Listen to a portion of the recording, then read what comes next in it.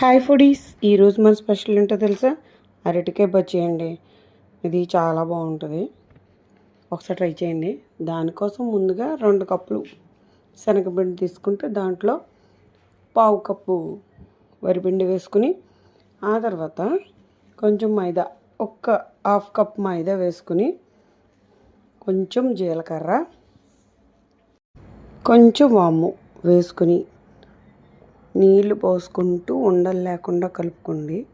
ఆ తర్వాత కొంచెం థిక్ స్ట్రక్చర్ వచ్చేలా కలుపుకున్న తర్వాత కొంచెం బీట్ చేయండి, బాగుంటుంది.